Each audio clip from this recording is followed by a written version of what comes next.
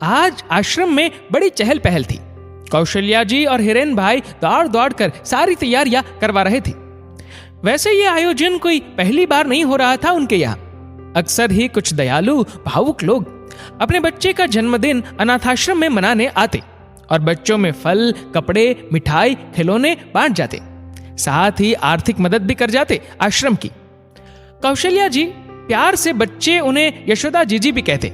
काम यशोदा वाला ही था उनका। बरसों संतान सुख से वंचित रहने पर अपनी इस पुश्तैनी जमीन पर यह अनाथाश्रम खोल लिया था उन्होंने। बच्चों के दुख के आगे अपना दुख कम लगता उन्हें। तभी हॉर्न बजा और आश्रम के सब कर्मचारी और बच्चे गेट के पास स्वागत के लिए खड़े हो गए। सभी बच्चों ने नए कपड़े पहने थे। फिर शुरू हुआ जश्न। केक, गुब्बारे, चॉकलेट, मिठाई, खिलौने और गाना बजाना। बच्चों ने खूब मस्ती की और उस बच्चे को जिसका जन्मदिन था ढेर सारी बधाइयां दी। आश्रम की परंपरा अनुसार एक गिफ्ट भी बच्चों के द्वारा दिलवाया गया।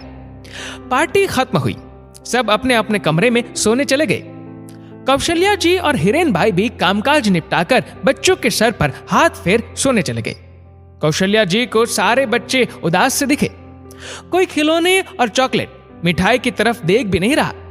सब अपने अपने बिस्तर पर गुमसुम पड़े थे। उन्होंने सोचा थक गए होंगे शायद। लेकिन रात को बच्चों की खुसुर पुसुर सुन कौशल्या जी की नींद खुल गई। दबे कदमों से जाके देखा तो सारे बच्चे राजू, जो कि आश्रम का सबसे बड़ा, समझदार और पहला बच्चा था, के पास बैठे सिसक रहे थे और राजू उनको समझा रहा था। 6 साल का गोलू बोला, राजू भैया देखा था आपने वह बच्चा कैसे अपने मम्मी के हाथ पकड़कर नाच रहा था? उसके मम्मी पापा कैसे उसे लाड कर रहे थे ना। 7 साल के पप्पू ने कहा, राजू भैया हमारे मम्मी पापा क्यों नहीं है? कहां चले गए हमें छोड़कर? अगर आज होते तो हमें भी ऐसे ही लाड कराते ना। नन्ना चुन्नू बोला, सबकी माँ ऐसी ही होती है क्या? प्यारी प्यारी कैसे उसके गाल पर पप्पी लगा रही थी ना वो। 8 साल के नानू ने उसे जवाब देते हुए कहा, हाँ ऐसी ही होती है प्यारी प्यारी। चुन्नू ने उसे धौल जमाते हुए कहा, जा जा तुझे बड़ा पता है, जैसे तूने तेरी माँ को देखा है।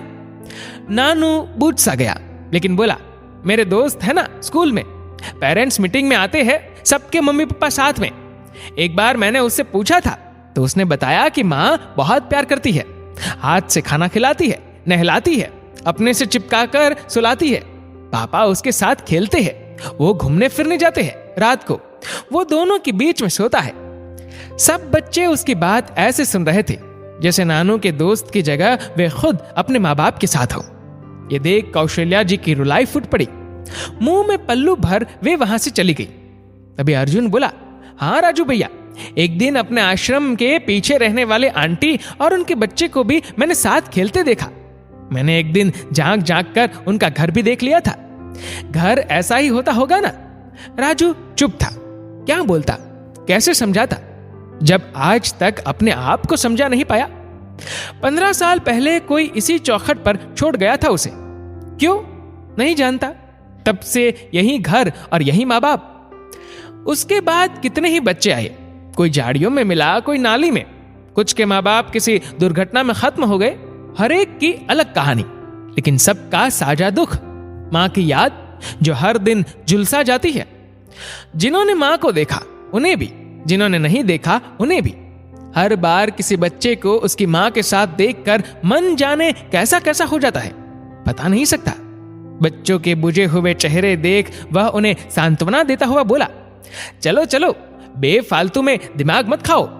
घर माँ क्या लगा रखा है? क्या ये घर नहीं है? देखो पीछे वाली आंटी के घर से ज्यादा कमरे हैं। तभी उछलती कुत्ती गुड्डी बोली, कल हमारे स्कूल में मदर्स डे मनाया था। कल रविवार है ना, तो 2 दिन पहले ही मना लिया, खूब मजा आया। राजू के दिमाग में कुछ कौन था, उछलते हुए बोला, हम भी मदर्स डे मनाएंगे। सब बच्चे एक साथ बोले, लेकिन हमारी माँ तो है ही नहीं। राजू बोला, क्यों यशोदा जीजी नहीं है क्या हमारी माँ? क्यों चुन्नू सबसे छुपा कर तेरे लिए मलाई कौन रखता है?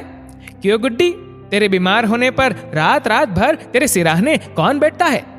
चोट लगने पर कौन माथा सहलाता है? कौन मनपसंद की चीजें बारी बारी से बनाता है? रूठने पर कौन मनाता है? रात को कहानी लौरी कौन सुनाता है?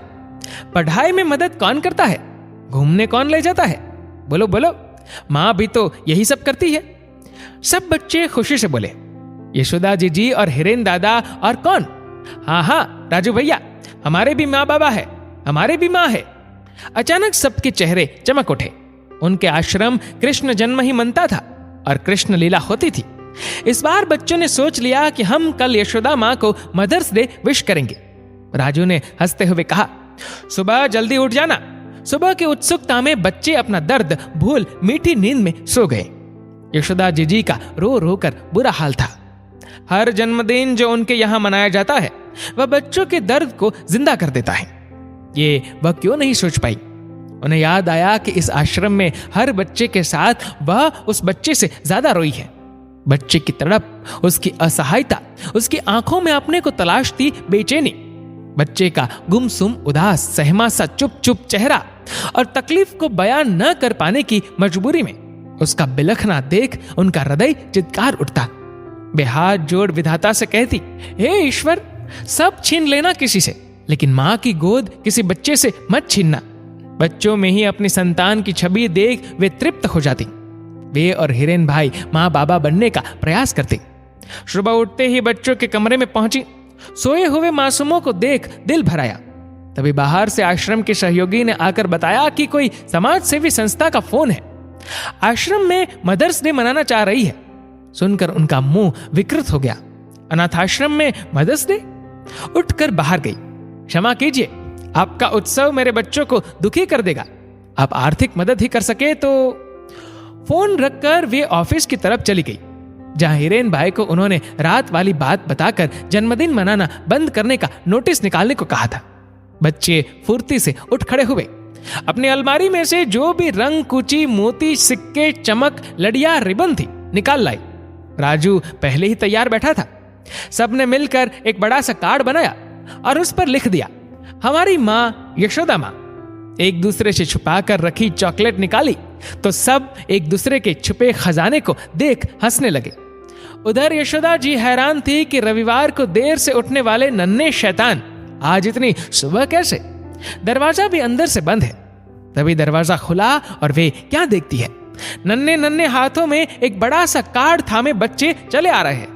आंखों में आ गए आंसुओं की वजह से कार्ड पर क्या लिखा है वे देख नहीं पाई, लेकिन उन मासूम आंखों में क्या लिखा था उसे पढ़ने के लिए किसी भाषा की जरूरत नहीं थी। उन्होंने दौड़कर बच्चों को गले लगा लिया और उन्हें चूमने लगी। दोनों तरफ कई जोड़ी आंखों से बहते आंसुओं ने मन का विषाद ढो डाला था। दोस्तों, आपकी इस वीडियो के बारे में क्या राय है नीचे कमेंट करके जरूर बताएगा। और अगर आपको वीडियो अच्छा लगा हो तो इसको लाइक करेगा, शेयर करेगा ज्यादा से ज्यादा लोगों तक। और ऐसे ही और भी इंस्पिरेशनल वीडियोस के लिए सब्सक्राइब करें हमारे यूट्यूब चैनल को और फेसबुक पर फॉलो करें हमारे पेज को। धन्यवाद।